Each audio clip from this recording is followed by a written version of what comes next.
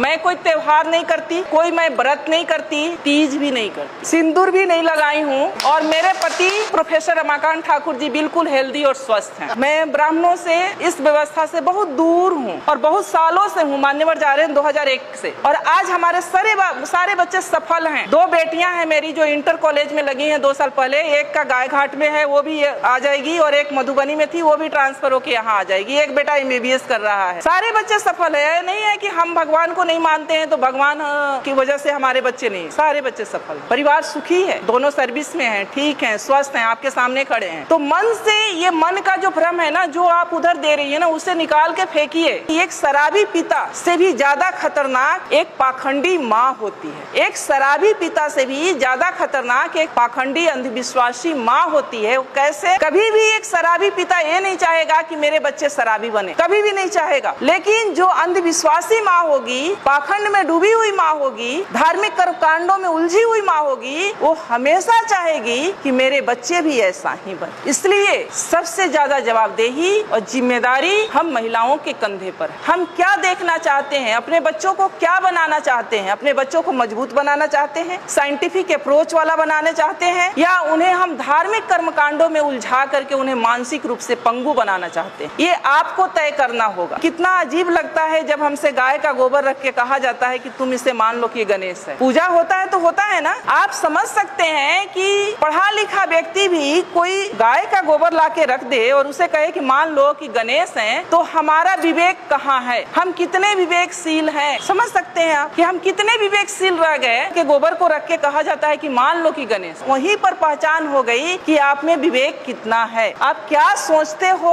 और क्या नहीं सोच सकते हो, सोचने की क्षमता आपकी कहाँ तक है। मानसिक टेस्ट, वो पैरामीटर, तो आप उन सब चीजों से निकले। बुद्ध शरण हंस जी लिखे हैं 4 खूंटे जिसमें हम लोग बंधे हुए हैं। उन 4 खूंटों को उखाड़ फेंकना है। पहला है ब्राह्मण पुरोहित। घर बनाते हैं हम, गृह प्रवेश किसके अनुसार होता है? गृह प्रवेश किसके अनुसार होता है? ब्राह्मण के अनुसार। बच्चे पैदा करते हैं हम, नामकरण कौन करता है? शादी विवाह ठीक करते हैं हम, बिना तिथि कुछ नहीं करते। तो वो जानता है, जबकि वो ऐसा है कि वो आपसे हो सकता है कि बिना पढ़ा लिखा ब्राह्मण हो, कुछ नहीं जानता हो, लेकिन वो जैसे नचाएगा आप वैसे नाचेंगे। दूसरा खूंटा है उनके शास्त्र, जो उन्होंने शास्त्र लिखे हैं। वेद है, उपनिषद है, गीता है, महाभारत है, मनुस्मृति है, जिसमें महिलाओं के लिए पता है आप लोग को क्या लिखा है? महिलाएं एक लता की समान है। लता मतलब समझती हैं, जो ये बेल होती है, बेल तुरई की बेल होती है, लौकी की बेल होती है, उसके समान है। यानी उसमें कोई दम नहीं होता है, कोई शक्ति नहीं होती है, उसको ऊपर चढ़ने के लिए सहारे की जरूरत होती है। उसी तरह से महिलाओं को माना है कि महिलाएं एक लता के समान है, जिसे बचपन में पिता के अधीन, युवावस्था में पति के अधीन और वृद्धावस्था में पुत्र के अधीन रहना चाहिए। आगे कहता है कि महिलाएं नरक की द्वार हैं। कितनी गालियां दी गई है। तीसरा है उनके त्योहार। मैंने अभी कहा कि त्योहार का मतलब होता है तुम्हारी हार, यानी हम जो भी त्योहार मनाते हैं, अगर उसका सही तरीके से विश्लेषण किया जाए तो हम अपने महापुरुषों के हार का जश्न मनाते हैं। कितने नालायक लोग हैं हम लोग। उनके तीर्थ, जो ये तीर्थ स्थल हैं, अब जब खोज हो रहा है, हमारे लोगों ने भी जब खोज की शुरू किया है, तो 99% ये तीर्थ स्थल बुद्ध से जुड़ा हुआ है। ये जो तीर्थ स्थल है वो बुद्ध का है, जहाँ बौद्ध मठ हुआ करता था, और उसको इन्होंने तीर्थ स्थल में कहीं किसी धाम में, कहीं किसी धाम में कन्वर्ट करके धार्मिक स्थल के रूप में प्रचारित कर। तो जो संसाधन, जो पैसा आप लोग खर्च करती है तीर्थ पर, वो पैसा आप लोग खर्च करें अपने बच्चों के पढ़ाई पर। इन्हें उखाड़ फेंको। ये 4 चीजें हैं, और ये 4 चीज से जिस दिन आप उखाड़ देंगी, जिस दिन आप इससे दूर हो जाएंगी, उस दिन से शायद मुझे लगता है कि आपकी तरक्की शुरू हो जाएगी। एक मेरी जैसी ही पढ़ी लिखी लड़की थी, शादी उसकी एक ऐसे परिवार में हो गई जहाँ लोग बहुत धार्मिक विचारधारा के थे। जब वो लड़की शादी करा के अपने घर में जाती है, ससुराल जाती है, तो उसकी सासू माँ कहती है कि गाँव में ही एक मंदिर था, दूसरे तीसरे दिन कि बहू चलो मंदिर में हम पूजा करके आते हैं। अब वो लड़की सोचती है कि हम तो मंदिर को मानते, हम तो भगवान को मानते नहीं है। अब लेकिन सासू माँ से उसके सामने दिक्कत ये है कि 2 दिन की गई हुई बहू सासू माँ को कैसे मना कर दे कि हम मंदिर में नहीं जाएंगे या भगवान को नहीं मानते हैं, ये तो गलत हो जाएगा। वो जाती है सासू माँ के साथ, हाथ में बाल्टी ले लेती है, कुआं होता है आप लोग जानती है मंदिर के पास, जहाँ से पानी लेके या नल होता है, पानी लेके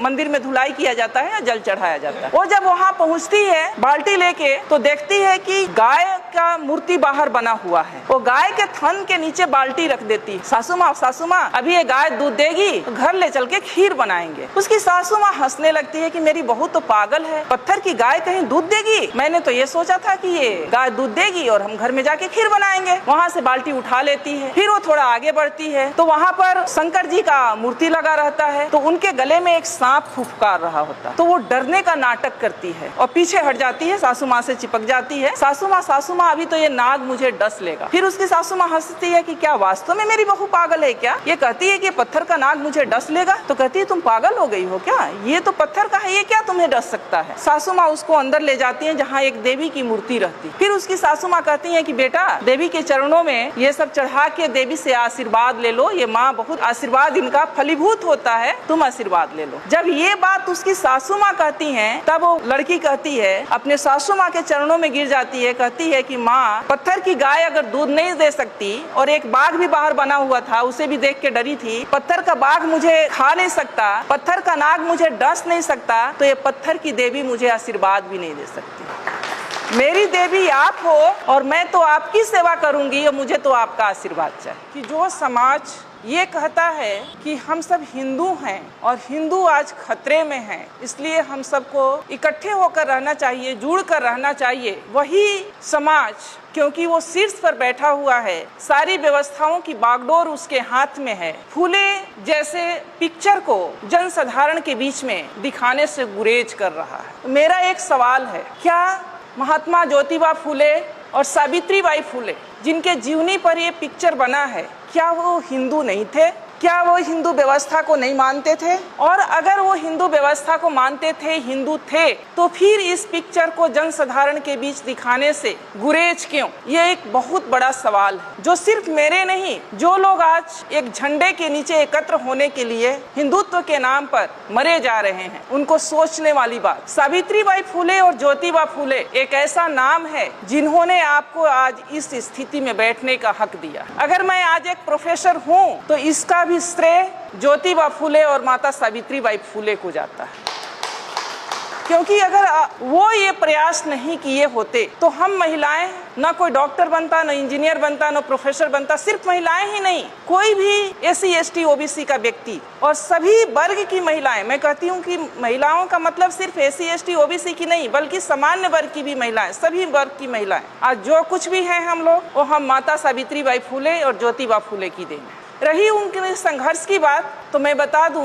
कि माता सावित्री बाई फूले जब मात्र 7 वर्ष की थी तब उनके हाथ एक इंग्लिश की किताब लगी, अंग्रेजी की बुक लगी और उसके पन्ने पलट रही थी। इतने में उन पर नजर उनके पिता की पड़ती है और वो उनके हाथ से किताब छीनकर खिड़की के बाहर फेंक देते हैं, क्योंकि उस समय महिलाओं के लिए पढ़ना लिखना पाप समझा जाता था। SC ST OBC के पुरुषों के लिए और सारी महिलाओं के लिए पढ़ने लिखने का कोई अधिकार नहीं था। और उनकी 9 वर्ष की अल्पायु में आप समझ सकती हैं कि 9 वर्ष की कितनी कम उम्र होती है, क्योंकि उस समय बाल विवाह प्रचलित था। 9 वर्ष की उम्र में उनकी शादी हो जाती है। संजोग कहिए, उनका सौभाग्य कहिए कि उनकी शादी ज्योतिबा फूले से हुई। और जब शादी होती है तो ये इस इच्छा को वो ज्योतिबा फूले के सामने रखती। और जब ज्योतिबा फूले खेतों में काम कर रहे होते हैं तो जब खाना लेके माता सावित्री बाई फूले जाती हैं खेतों में तो अपने साथ वो किताब भी रख कर ले जाती। किताब रख कर ले जाती हैं तो ज्योतिबा फूले वहाँ उनको कुछ टास्क दिए होते हैं, वो कहते हैं उन्हें पढ़ाने लगते हैं। जब घर से बाहर वो खेतों में उनको पढ़ाते हैं, कुछ दिन के बाद इसकी चर्चा उनके पिता तक पहुंचती है कि ज्योतिबा फूले अपनी बहू को यानी अपनी पत्नी को पढ़ना लिखना सिखा रहा। क्योंकि उस समय महिलाओं के लिए पढ़ना लिखना किसी पाप से कम नहीं था, पढ़ने लिखने का कोई अधिकार नहीं था महिलाओं को। तो उनके पिताजी इस पे नाराजगी व्यक्त करते हैं कि अच्छी बात नहीं है, आप सावित्री को पढ़ाओ लिखाओ नहीं बेटा, घर का काम काज करने दो बहू को, ये अच्छी बात नहीं है, क्योंकि जब तुम ऐसा करोगे तो अपने जाति बिरादरी के लोग या समाज के लोग इसका विरोध करेंगे। लेकिन ज्योतिबा फूले नहीं मानते। वो शुरू से इस व्यवस्था को चूंकि बहुत करीब से वो देखे थे। वो भी घटना आप लोग को पता होगा कि जब वो अपने एक दोस्त के सवर्ण दोस्त के शादी में जाते हैं पगड़ी बांध करके, और वहाँ पर जब वो व्यक्ति एक उस वर्ग का व्यक्ति, उस जाति का व्यक्ति ये कहता है कि ये OBC का व्यक्ति व्यक्ति हमारी जाति की शादी में क्या कर रहा है, उन्हें अपमानित किया जाता है, तब उनको समझ में आता है कि शिक्षा कितनी जरूरी है और शिक्षा के बाद भी बहुत कुछ नहीं बदलने वाला। फिर वो प्रण करते हैं कि नहीं, चाहे जो हो जाए लेकिन मैं सावित्री को पढ़ाऊंगा जरूर। बातें यही नहीं रुकती है।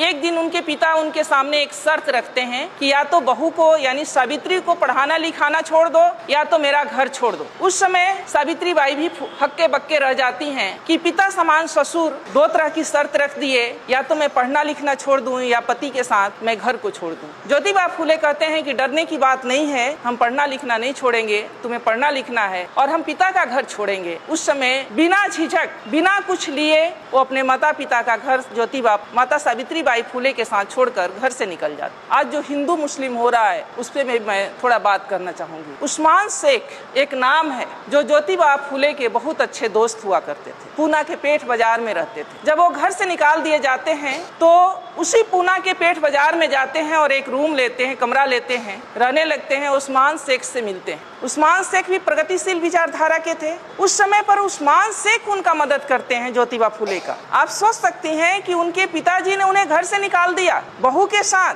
ये भी नहीं सोचा कि बेटा जाएगा तो रहेगा कहाँ, इसके पास कोई रोजगार है न कोई नौकरी है, लेकिन उस दोस्त ने उन्हें पनाह दी। उनके रोजमर्रे की जितने सामान थे वो खरीद के उन्होंने दिया।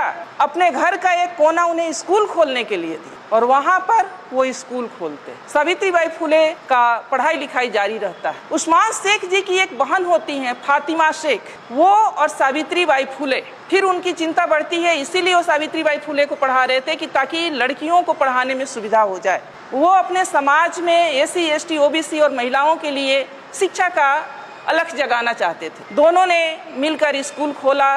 जब सावित्रीबाई फूले स्कूल जाया करती थी पढ़ाने के लिए, ऐसा नहीं था कि वो स्कूल किसी जाति विशेष के लिए था या किसी वर्ग विशेष के लिए था। वहाँ महिलाओं के लिए था, बच्चियों के लिए था और किसी भी कास्ट की किसी भी जाति की बच्चियां जा सकती थी पढ़ने के लिए। उन पे गोबर और कीचड़ फेंके गए, उन्हें गालियां दी गई, उन्हें पत्थरों से मारा गया, उनका अपमान किया गया, लेकिन वो झुकी नहीं, न वो रुकी, अनवरत उस काम में लगी रही। फिर जब इस बात से उन्हें परेशानी हुई तो माता सावित्रीबाई फूले और ज्योतिबा फूले ने कि कीचड़ भरे कपड़ों में कैसे बच्चों को पढ़ाया जाए, तब उन्होंने एक बीच का रास्ता निकाला कि ये काम तो हमें नहीं छोड़ना है जो हमने स्कूल खोला है बच्चियों को पढ़ाने का है। तो एक कपड़ा, एक साड़ी वो अपने साथ थैले में करके ले जाती थी और एक साड़ी पहन कर जाती थी। जिस साड़ी पर गोबर और कीचड़ फेंके जाते थे उस साड़ी को खोल करके रख देती थी और दूसरा साड़ी पहनकर बच्चियों को पढ़ाती थी और फिर जब आना होता था तो वो साड़ी खोल के रखती थी और गोबर और कीचड़ वाले साड़ी पहनकर घर।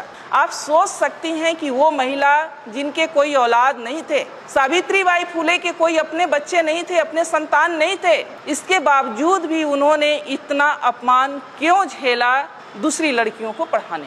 आज हम लोग अगर सावित्रीबाई फूले की चर्चा कर रहे हैं तो उसके पीछे का राज यही है कि वो निस्वार्थ भाव से पूरे समाज की महिलाओं को मुख्य धारा से जोड़ने के लिए उन्होंने ये काम किया और इसमें हजारों रोड़े आए, उन्हें घर से निकाला गया, उन्हें अपमानित किया गया, उन पर कीचड़ और गोबर फेंके गए, फिर भी वो कभी रुकी नहीं। फूले दंपति इतना अपने काम के प्रति अड़िग थे कि लाखों परेशानियां आने के बावजूद भी वो दोनों रुके नहीं। इतना ही नहीं, उस समय चूंकि कम उम्र में शादी हो जाती थी तो लड़कियां कम उम्र में शादी होने की वजह से बाल विधवाएं भी हो जाती थी और एक बहुत बड़ा अत्याचार महिलाओं के ऊपर बाल विधवा के रूप में था। अगर कोई बाल विधवा हो जाती उसके बाल मुड़ दिए जाते, जैसा कि मान्यवर ने बताया। उसको अच्छा खाने का हक था, ना अच्छा पहनने का अधिकार था, उसे कहीं एक रूम में कोठरी में डाल दिया जाए, यानी उसकी जिंदगी एक नरक के बराबर हो गई थी। उससे माता सावित्रीबाई बहुत व्यथित थी। उन्होंने इस बात की भी चर्चा ज्योतिबा फूले से की और उन दोनों ने मिल करके एक बाल विधवा आश्रम खोले, जहाँ जो उपेक्षित बाल विधवाएं हैं या जो वैसी बाल विधवा जो माँ बनने वाली हैं किसी कारण से और समाज उनको या परिवार उनको स्वीकार नहीं कर रहा है, वो वहाँ आकर अपनी बच्चों को जन्म दे सकती थी। इतना बड़ा काम उन लोगों ने सिर्फ और सिर्फ समाज के लिए किया। और आज हमने जैसा कि कहा कि पढ़ने लिखने का जो अधिकार मिला, अगर ज्योतिबा फूले नहीं होते, सावित्रीबाई फूले नहीं होती तो छत्रपति साहू जी महाराज नहीं होते, छत्रपति साहू जी महाराज नहीं होते तो फिर बाबा साहब भी नहीं होते और बाबा साहब नहीं होते तो ये संविधान नहीं होता, ये संवैधानिक अधिकार नहीं होता और आज हम यहाँ बोल नहीं रहे होते, आप लोग यहाँ सुन नहीं रहे। अब महिला सशक्तिकरण की बात हम करते हैं। महिला सशक्तिकरण, मैं ये नहीं मानती कि आज भी महिलाएं हमारी कमजोर हैं। हमारी महिलाएं सशक्त हुई हैं, ऊंचे ऊंचे पदों पर गई हैं, डॉक्टर बनी है, इंजीनियर बनी है, पायलट बनी है, जज बनी है, हर क्षेत्र में वो काबिलियत हासिल की हैं। लेकिन क्या उनका सशक्तिकरण की दिशा सही है? सवाल यहाँ है, क्या हम उस व्यवस्था को, उन महापुरुषों के त्याग और बलिदान को समझ पा रहे हैं जिसकी बदौलत आज हम यहाँ बैठे हैं या हम हैं? नहीं।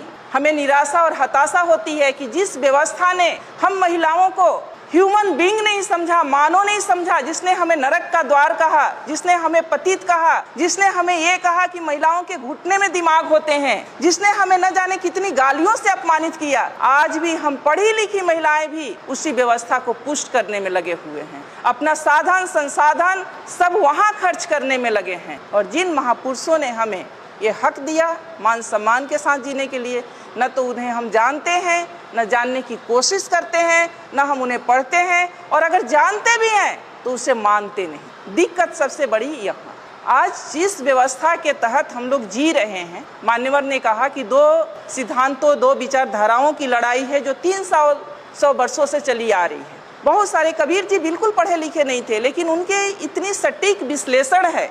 पाहन पूजे से हरि मिले तो मैं पूजू पहाड़, ताते ये चक्की भली पीस खाए संसार। बिना पढ़ा लिखा व्यक्ति इतनी बड़ी बात कह गया, और हम लोग MA PhD डिलीट किए हुए व्यक्ति उसी पत्थर के चक्कर में अपने सारे पढ़ाई लिखाई को मिट्टी में मिला रहे। आज जो व्यवस्था चल रही है, और ये महिलाओं के बाद जो मान्यवर ने कहा, चाहे जो सब्जेक्ट में रखा गया कि महिलाओं को जागृत करना बहुत जरूरी है। अगर हम महिलाओं के महत्व की बात करें तो महामानव बुद्ध ने भी ये कहा है कि जो 8 रत्न होते हैं उनमें से महिलाएं सबसे महत्वपूर्ण है, सबसे श्रेष्ठ रत्न है। क्योंकि जो चक्रवर्ती सम्राट भी पैदा होता है तो एक माँ के गर्भ से ही पैदा होता है, और उसका पालन पोषण भी माँ ही करती है। इसलिए महिलाएं, जिस समाज की, जिस परिवार की महिलाएं जितनी सशक्त होंगी, जितनी बुद्धिमान होंगी, वो समाज और परिवार उतना ही सशक्त और बुद्धिमान होगा, प्रगतिशील होगा। आज क्या हो रहा है? मान्यवर ने बहुत सही बात कहा कि श्रीमान श्री तो चलाते हैं ऐसे कार्यक्रमों में, और हमारी मतियां रह जाती हैं घरों में। मैं नहीं कहती कि ये सारे दोष महिलाओं का है, ये सारा दोष महिलाओं का सिर्फ नहीं है, महिलाओं से भी ज़्यादा दोष पुरुषों का है, हमारे समाज के पुरुषों का है, जिनको ये भय है कि अगर हम अपनी महिलाओं को भी, हमारी महिलाएं भी अगर जागृत हो गई तो शायद हमारा पुरुषत्व पर ठेस पहुंचेगा। क्योंकि ये हमारा भारतीय समाज मातृ समाज था, मातृ परिवार का समाज था। सिंधु घाटी की सभ्यता को उठाकर पढ़ लीजिए, मोहनजोदड़ो की सभ्यता को उठा करके पढ़िए, मातृ सत्तात्मक परिवार हुआ करता था। माँ के नाम से परिवार का नाम होता था, वंश का नाम चलता था। लेकिन उस सभ्यता को, हमारे मूल सभ्यता को, हमारे मूल संस्कृति को मिटा करके ये जो संस्कृति और सभ्यता हम पर थोपी गई है, जिसके हम सब शिकार हैं, और आज हम उसी में आनंदित हो रहे हैं, ये गलत है। पढ़े लिखे होने के नाते हम लोगों को ये जानना बहुत जरूरी है कि हमारा दोस्त कौन है, हमारा दुश्मन कौन है, कौन सी मूल संस्कृति हमारी संस्कृति है और कौन सी मूल संस्कृति हमारी संस्कृति नहीं है। ब्राह्मणवादी व्यवस्था जो है, जिस व्यवस्था में आज हम लोग जी रहे हैं, वो व्यवस्था हमें गुलाम बनाने की व्यवस्था है, वो हमारी व्यवस्था नहीं है। अगर वो हमारी व्यवस्था रहती तो उस व्यवस्था में इतना ऊंच नीच नहीं रहता कि एक को पवित्र और दूसरे को अपवित्र समझा जाता। उसमें 6743 जातियां नहीं बनाई जाती, उसमें महिलाओं का इतना अपमान नहीं किया जाता, जिसमें ये कहा जाता कि महिलाओं का अपना स्वतंत्र कोई अस्तित्व ही नहीं है। बचपन में वो पिता के अधीन, युवावस्था में पति के अधीन और वृद्धावस्था में पुत्र के अधीन रहने की अधिकारी है, यानी महिलाओं का अपना कोई अस्तित्व नहीं है।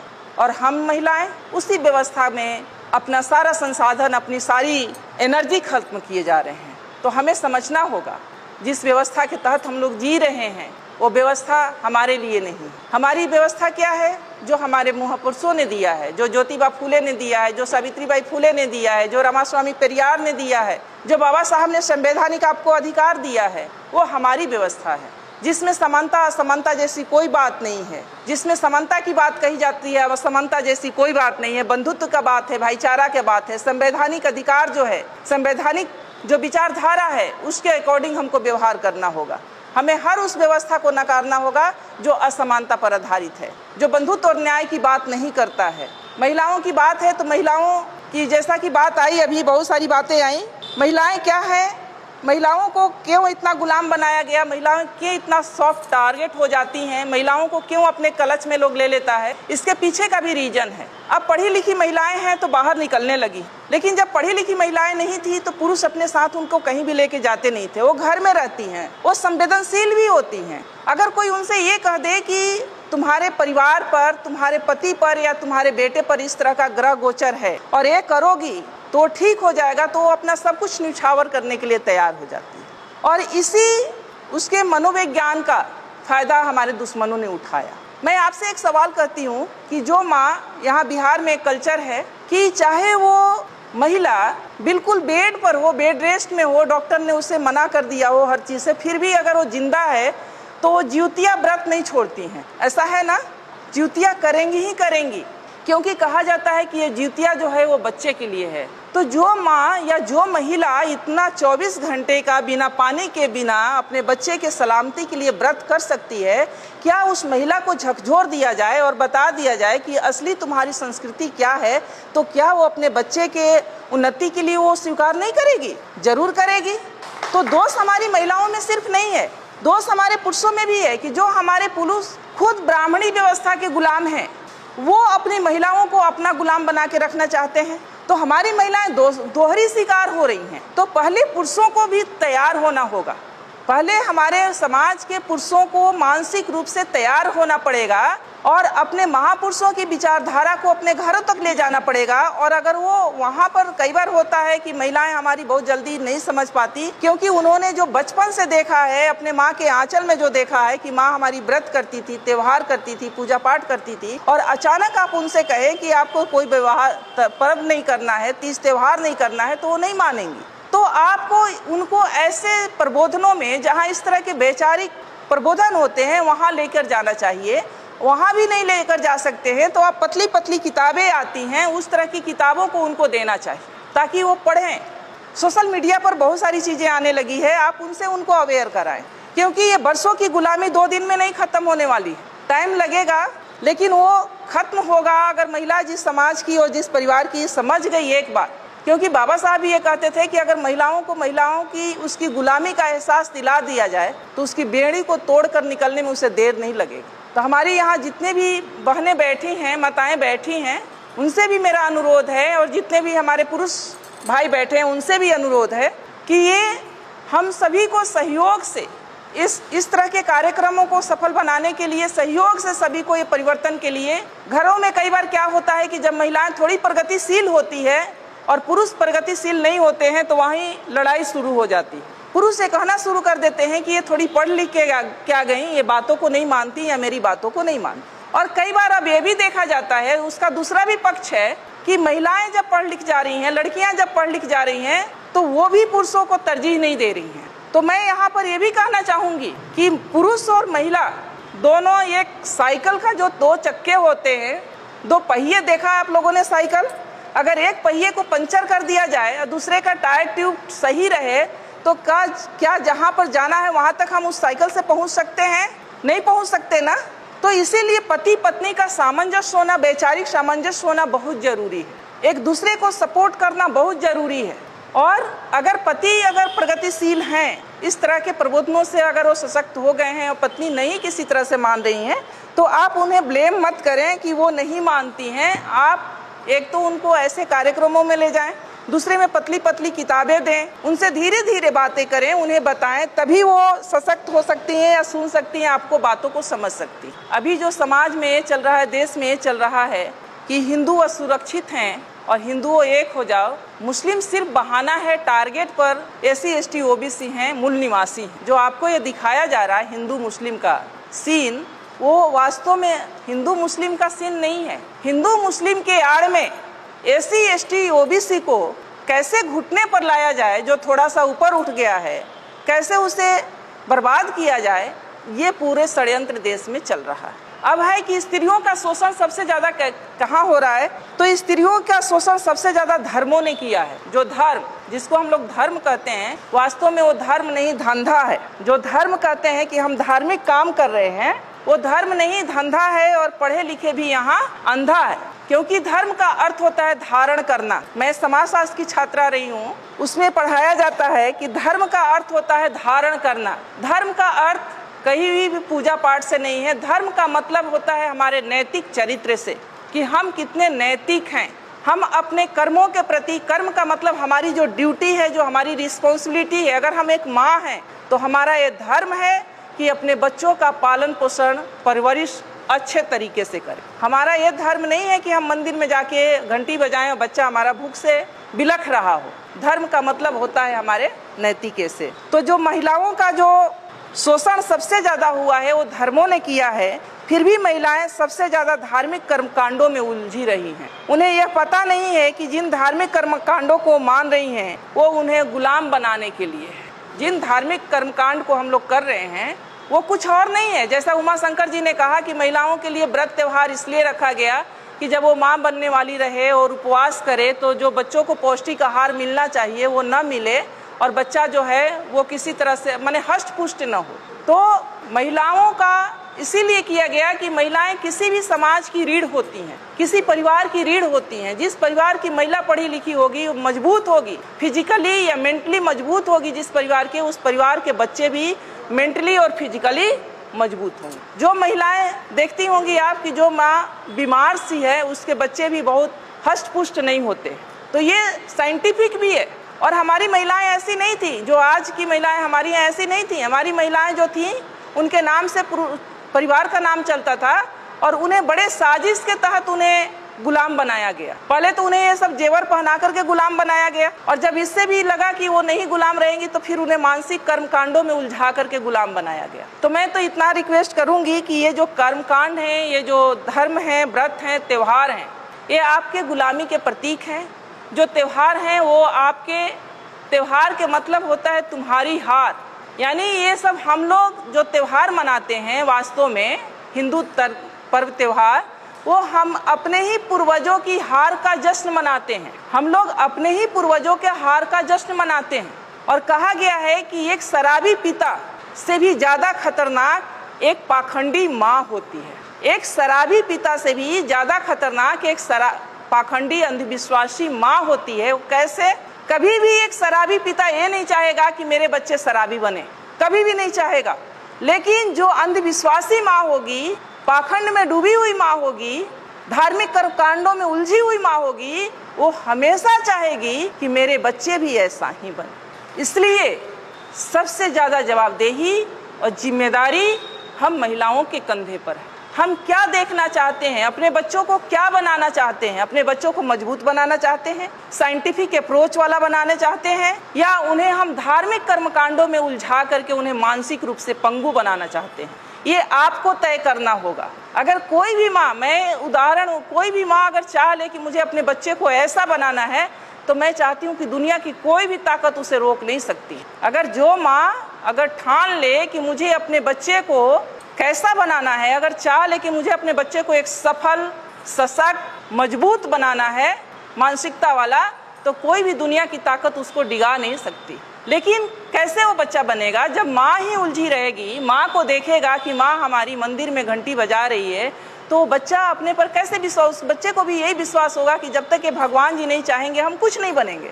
मैं ये नहीं कहती हूँ कि आप लोग एकदम पूजा पाठ को छोड़ दीजिए, लेकिन मैं एक छोटी सी कहानी आप लोग के सामने कहूंगी। एक मेरी जैसी ही पढ़ी लिखी लड़की थी, शादी उसकी एक ऐसे परिवार में हो गई जहाँ लोग बहुत धार्मिक विचारधारा के थे। जब वो लड़की शादी करा के अपने घर में जाती है, ससुराल जाती है, तो उसकी सासू माँ कहती है, वैसे भी अमूमन होता है कि गांव में ही एक मंदिर था, दूसरे तीसरे दिन कि बहू चलो मंदिर में हम पूजा करके आते हैं। अब वो लड़की सोचती है कि हम तो मंदिर को मानते, हम तो भगवान को मानते नहीं है। अब लेकिन सासू माँ से उसके सामने दिक्कत ये है कि 2 दिन की गई हुई बहू सासू माँ को कैसे मना कर दे कि हम मंदिर में नहीं जाएंगे या भगवान को नहीं मानते हैं, ये तो गलत हो जाएगा। वो जाती है सासू माँ के साथ, हाथ में बाल्टी ले लेती है, कुआं होता है आप लोग जानती है मंदिर के पास, जहाँ से पानी लेके, या नल होता है, पानी लेके मंदिर में धुलाई किया जाता है या जल चढ़ाया जाता है। वो जब वहाँ पहुँचती है बाल्टी लेके, तो देखती है कि गाय का मूर्ति बाहर बना हुआ है। वो गाय के थन के नीचे बाल्टी रख देती है। सासू माँ अभी ये गाय दूध देगी तो घर ले चल के खीर बनाएंगे। उसकी सासू माँ हंसने लगती है कि मेरी बहू तो पागल है, ये पत्थर की गाय कहीं दूध देगी। बोली अरे मैंने तो ये सोचा था कि ये गाय दूध देगी और हम घर में जाके खीर बनाएंगे। वहाँ से बाल्टी उठा लेती है, फिर वो थोड़ा आगे बढ़ती है तो वहाँ पर जो शंकर जी का मूर्ति लगा रहता है तो उनके गले में एक सांप फुफकार रहा होता है, तो वो डरने का नाटक करती है और पीछे हट जाती है, सासू माँ से चिपक जाती है। सासू माँ अभी तो ये नाग मुझे डस लेगा। फिर उसकी सासू माँ हंसती है कि क्या वास्तव में मेरी बहू पागल है क्या? ये कहती है कि पत्थर का नाग मुझे डस लेगा। तो कहती है तुम पागल हो गई हो क्या, ये तो पत्थर का है, ये क्या तुम्हें डस सकता है? तो बोली अच्छा नहीं डसेगा? तो नहीं। तो लड़की समझती है दिमाग से कि अब मैं सही रास्ते पर हूँ, अब सासू माँ को समझाना थोड़ा आसान हो जाएगा। फिर उसके बाद सासू माँ उसको अंदर ले जाती हैं जहाँ एक देवी की मूर्ति रहती। फिर उसकी सासू माँ कहती हैं कि बेटा देवी के चरणों में ये सब चढ़ा के देवी से आशीर्वाद ले लो, ये माँ बहुत जो है आशीर्वाद इनका फलीभूत होता है, तुम आशीर्वाद ले लो। जब ये बात उसकी सासू माँ कहती हैं तब वो लड़की कहती है, अपने सासू माँ के चरणों में गिर जाती है, कहती है कि माँ अगर गाय का, पत्थर की गाय अगर दूध नहीं दे सकती और एक बाघ भी बाहर बना हुआ था उसे भी देख के डरी थी, पत्थर का बाघ मुझे काट नहीं खा नहीं सकता, पत्थर का नाग मुझे डस नहीं सकता, तो ये पत्थर की देवी मुझे आशीर्वाद भी नहीं दे सकती। मेरी देवी आप हो, मेरी देवी आप हो और मैं तो आपकी सेवा करूंगी और मुझे तो आपका आशीर्वाद चाहिए। आज समाज में क्या हो रहा है, मैं महिलाओं को थोड़ा आईना दिखाना चाहूंगी। आज समाज में क्या हो रहा है, हम बहुत धार्मिक बन रहे हैं, हम खूब पर्व त्यौहार कर रहे हैं, तीज त्यौहार कर रहे हैं, मंदिरों में जा रहे हैं, तीर्थ स्थानों पर जा रहे हैं और घर में हमारे बुजुर्ग को हम पूछ भी नहीं रहे हैं कि आप खाना खाएंगे या नहीं, वो हमें बोझ लग रहे हैं। हमारे वृद्ध हैं, हमारे बुजुर्ग वृद्धाश्रम में जा रहे हैं, तो ये कैसा धर्म है? धर्म ही करना है तो मानवता का धर्म करें, आप अपने बुजुर्गों का सम्मान दें। धर्म ही करना है तो अपने पति का साथ दें। धर्म ही करना है तो अपने बच्चों को सद्मार्ग दिखाएं, उनको अपना समय दें, उनको सही रास्ते पर ले जाएं, उनको जीवन में सफल बनाएं, उनमें वैज्ञानिक सोच भरें, साइंटिफिक सोच भरें उनमें। धर्म ये है, धर्म ये नहीं कहता कि आप जा करके, अगर यही धर्म होता तो हमारे महापुरुष भी यही धर्म किए होते। बाबा साहब लास्ट में जा करके उन्होंने कहा कि ये धर्म रहने के लायक नहीं है और उन्होंने लास्ट में जाके बौद्ध धर्म को स्वीकार किया। वो कहते हैं कि जो धर्म एक कुत्ता बिल्ली को गोद में पालता हो, घर में जाने का अधिकार देता हो और एक व्यक्ति को अछूत मान के उसे छूने पर भी छूना भी नहीं चाहता हो, वो धर्म नहीं हो सकता।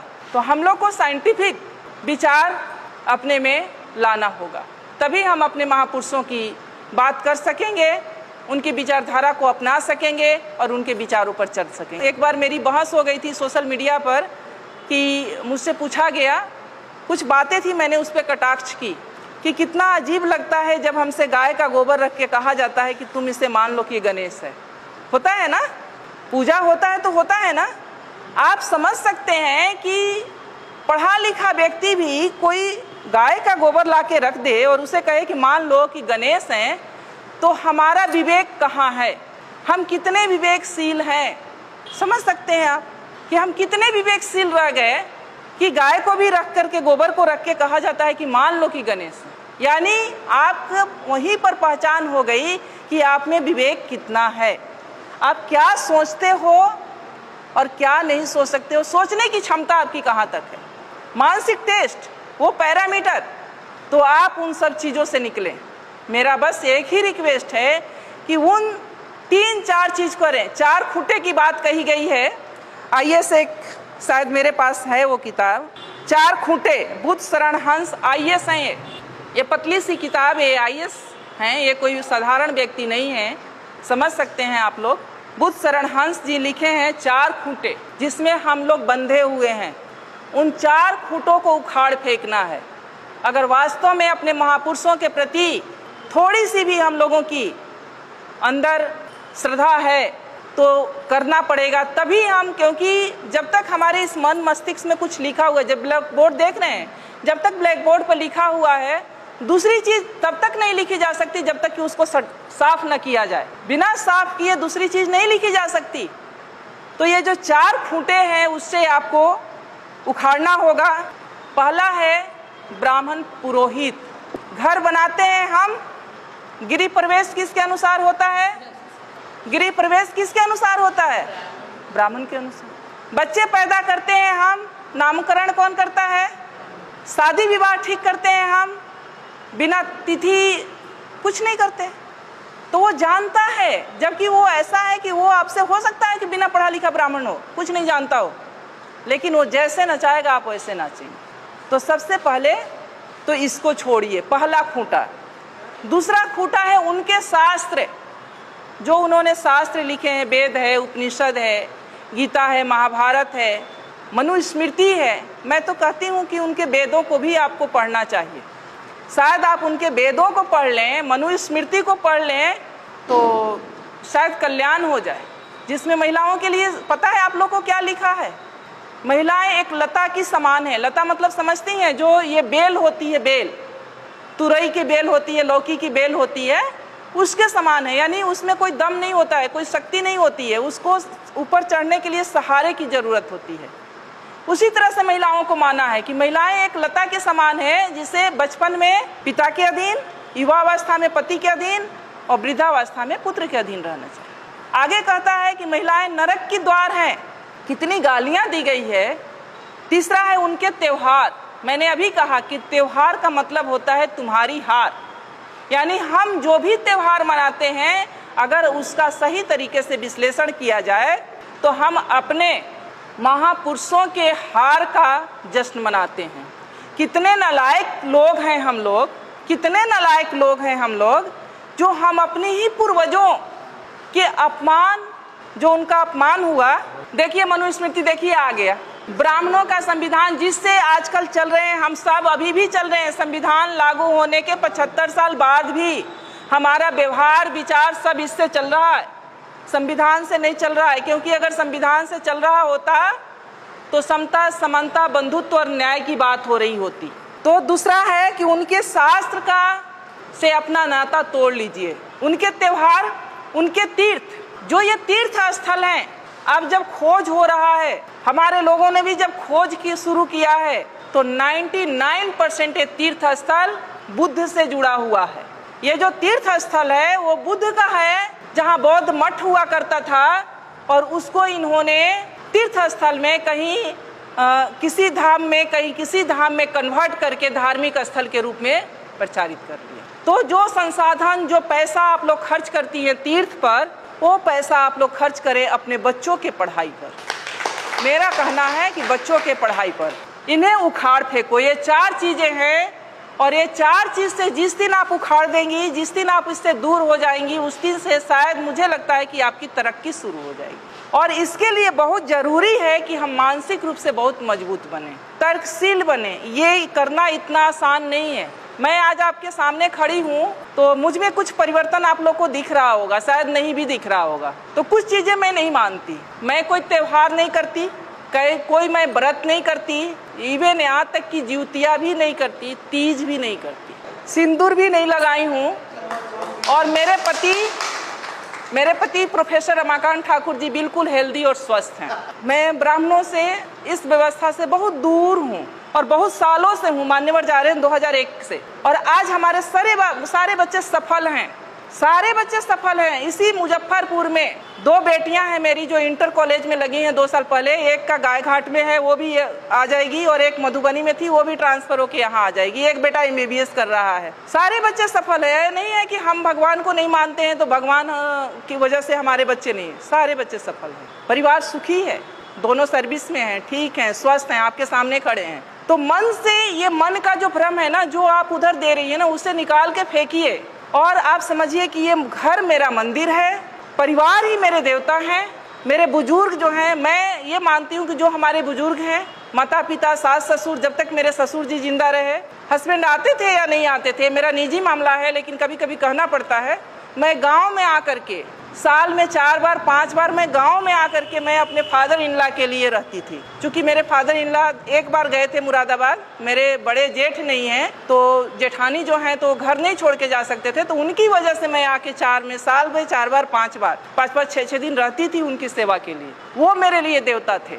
मेरे माँ बाप, मेरे सास ससुर, वो मेरे बड़े बुजुर्ग मेरे लिए देवता थे। तो मैं यही अनुरोध, मेरी माता जी बैठी हैं, इनसे बड़ा देवता कोई नहीं है। ये जिनके घर में भी हैं, उनसे, उनके घर के लिए मैं बताऊं कि उनसे बड़ा कोई देवता नहीं है। और कहीं उनको तीर्थ और मंदिर और मस्जिद और कहीं तीर्थ यात्रा पर जाने की जरूरत नहीं है जिनके घर में बुजुर्ग हैं और जिनके घर में बच्चे हैं। लेकिन इसके लिए आपको अपने अंदर से मजबूत बनना पड़ेगा, अपने भय को निकालना पड़ेगा, अपने डर को निकालना पड़ेगा। अगर सावित्रीबाई फूले भी हमें लोग के जैसा अगर उसी व्यवस्था में उलझी हुई होती, पेशवाओं का राज था उस समय, आप सोच सकती हैं कि कितना शक्ति थी, तो आज यहाँ उनका बैनर लगाकर और फोटो लगाकर हम लोग चर्चा नहीं कर रहे होते। तो उसको पढ़िए, उसको समझिए, उसको जानिए और आपके जो संसाधन हैं, जो पैसे हैं, जो समय है, उसको बचाइए अपने परिवार पर, अपने समाज पर और इस तरह के कार्यक्रमों में खर्च कीजिए। जो आप उधर खर्च करें, इस तरह के कार्यक्रम में खर्च कीजिए, लोगों को इकट्ठा कीजिए, उनमें ये जागृति फैलाइए, ये विचार फैलाइए, तो शायद इससे ही हमारे समाज का कल्याण होना है। नहीं तो अगर हम उधर हैं तो उधर एक पशु से ज़्यादा हमारा महत्व नहीं है। उधर जगह है, हम जिस व्यवस्था में हम लोग जी रहे हैं, अगर उसी व्यवस्था में हैं तो किस स्थिति में हैं और क्या आपका महत्व है, आप लोग भी हमसे अच्छा जानते हैं। SC ST OBC के लिए क्या कहा गया है, उसको पढ़ने लिखने का अधिकार नहीं है, उसको संपत्ति रखने का अधिकार नहीं है, उसको अच्छा कपड़ा पहनने का अधिकार नहीं है, अच्छे मकान में रहने का अधिकार नहीं है। अगर उसके पास कुछ संपत्ति है तो उसमें पहला अधिकार ब्राह्मणों का बनता है, जो जब चाहे वो ले सकता है। तो क्या आप लोग चाहेंगे कि ऐसा हो? चाहेंगी? कोई माँ नहीं चाहेगी, कोई बहन नहीं चाहेगी कि हमारे बच्चों के साथ ऐसा हो। हर माँ, हर बहन यही चाहेगी कि हमारे जो बच्चे हों वो स्वतंत्रता के साथ, आज़ादी के साथ एक सशक्त मानव के रूप में ज़िंदगी जिए। तो उसके लिए व्यवस्था भी हम लोग को बनानी पड़ेगी, क्योंकि आज जिस व्यवस्था में थोड़ा सा हम लोग बोल पा रहे हैं, कह पा रहे हैं, हमारे महापुरुषों की देन है। और उनकी जो रोपे हुए पौधे का जो फल हम लोग खा रहे हैं, तो हम लोग की भी ये ड्यूटी बनती है कि अपने आने वाली पीढ़ी के लिए हम लोग भी एक रास्ता बना के जाएं, ताकि आने वाली पीढ़ी हमारे स्वाभिमान के साथ जी सके, एक मान सम्मान के साथ जी सके।